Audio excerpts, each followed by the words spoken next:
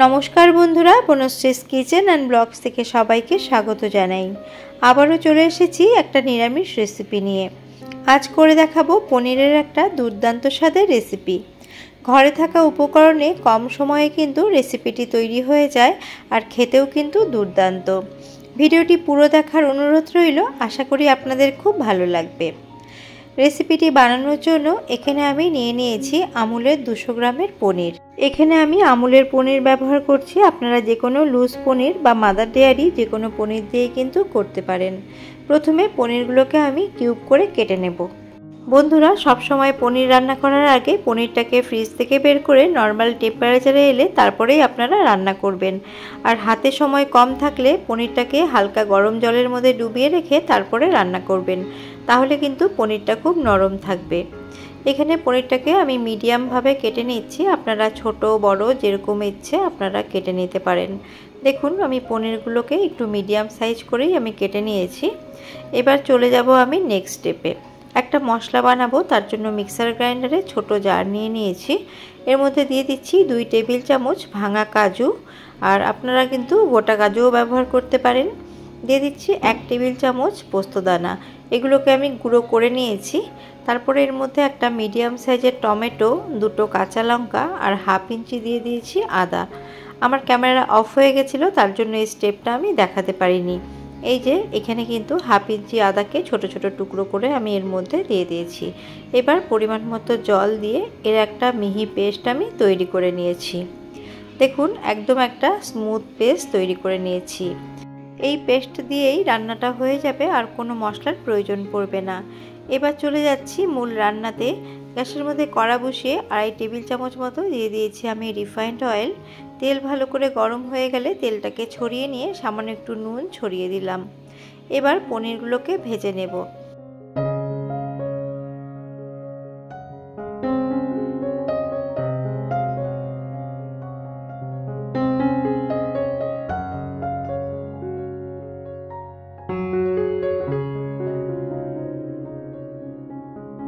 Low to medium flame করে পনিরগুলোকে উল্টে পাল্টে হালকা লাল লাল করে ভেজে নিয়েছি।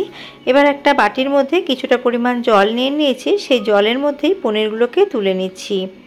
যদি জলের মধ্যে পনিরগুলোকে ডুবিয়ে রাখা হয় তাহলে কিন্তু পনির নরম থাকে, শক্ত হয়ে যায় না। এই যে দেখুন, এখানে আমি সমস্ত পনির তুলে নিয়েছি। ঠান্ডা হয়ে গেলেও পনিরগুলো কিন্তু শক্ত হবে না। এবার ওই কড়ার মধ্যে আমি দিয়ে দিচ্ছি 1 চা চামচ মতো ঘি। আর নিরামিষ রেসিপিতে ঘি দিয়ে কিন্তু রান্নাটা করলে টেস্টটা ভালো হবে। এখানে নিয়ে নিয়েছি কিছু গরম মশলা, নিয়েছি 2টো ছোটো এলাচ, 1 টুকরো দারচিনি, লবঙ্গ, একটা বড় এলাচ, আর নিয়েছি কয়েকটা গোলমরিচ, আর সামান্য একটু নিয়েছি জয়িত্রী ফুল।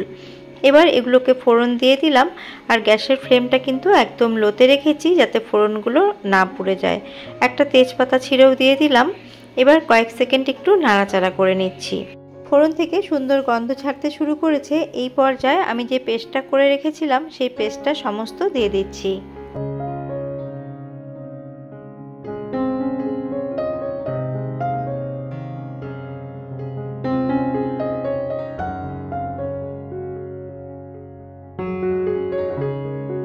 গ্রাইন্ডারের মধ্যে অনেকটা পরিমাণ মশলা লেগে রয়েছে, সেই গ্রাইন্ডার ধোয়া জলটাও দিয়ে দিলাম। দিয়ে লো ফ্লেম করে অনবরত নাড়তে থাকছি। আর দিয়ে দিলাম কালারের জন্য এখানে 1 চা চামচ কাশ্মীরি লাল লঙ্কার গুঁড়ো। আগেই বলেছি এতে আর কোনো রকম মশলার ব্যবহার হবে না, আর লঙ্কার গুঁড়োটাও অপশনাল, তবে দিলে সুন্দর একটা কালার হবে। খুব ভালো করে এটাকে কষিয়ে নিয়েছি। দেখুন, তেল ছাড়তে শুরু করেছে। এটাকে আরেকটু ভালো করে কষানোর জন্য আমি যে জলের মধ্যে পনির ভিজিয়ে রেখেছিলাম সেখান থেকে খানিকটা পরিমাণ জল দিয়ে আমি মিডিয়াম টু হাই ফ্লেমে মশলাটাকে আরেকটু কষিয়ে নেব। তার আগে আমি এর মধ্যে দিয়ে দিলাম পরিমাণ মতো নুন, আর ব্যালেন্সের জন্য দিয়ে দিলাম চিনি। যেহেতু নিরামিষ রেসিপি, অল্প একটু চিনি দিলে একটা ব্যালেন্স হবে আর খেতে কিন্তু খুব ভালো লাগবে। অবশ্যই করে অল্প হলেও চিনি এর মধ্যে ব্যবহার করবেন। মশলাটাকে আমি আবারও ভালো করে কষিয়ে নিয়েছি। দেখুন কত সুন্দর একটা কালার এসেছে, আর মশলার উপরে কিন্তু তেল ভেসে উঠেছে।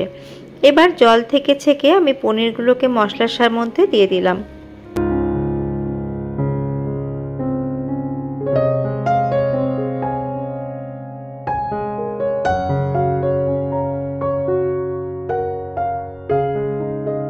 একদম লো ফ্লেম করে মশলার সাথে পনিরগুলোকে আরও মিনিট 2 আমি কষিয়ে নিয়েছি। এতে পনিরের মধ্যে মশলার ফ্লেভারটা ভালো করে চলে যাবে। এখানে 1/4 চা চামচ গরম মশলার গুঁড়ো দিয়ে দিলাম, দিয়ে সমস্তটা ভালো করে মিশিয়ে নিচ্ছি। খুব ভালো করে সমস্ত কিছু কষা হয়ে গেছে।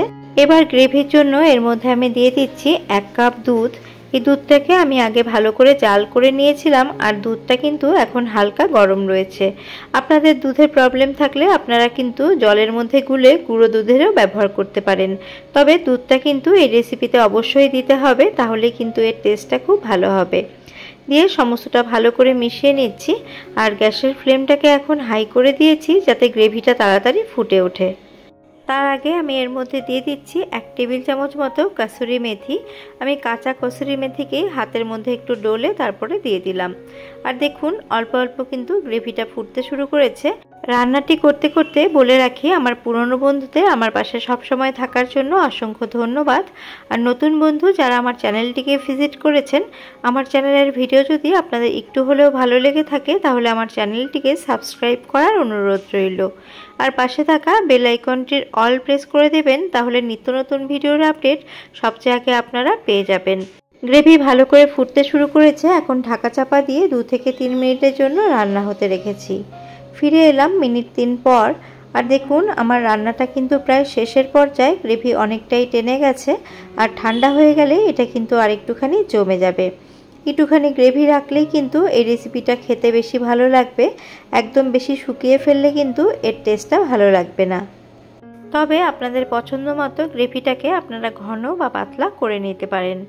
সবশেষে এর মধ্যে দিয়ে দিচ্ছি আরও কিছুটা পরিমাণ কসুরি মেথি। মেথিটাকে আমি হাতে অল্প ক্রাশ করে দিয়েছি। এখন গ্যাসের ফ্লেমটাকে আমি অফ করে দেব।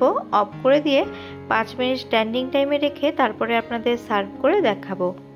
সহজ পদ্ধতিতে তৈরি করা আজকের এই দুধ পনির আপনাদের কেমন লাগলো কমেন্ট করে জানাবেন।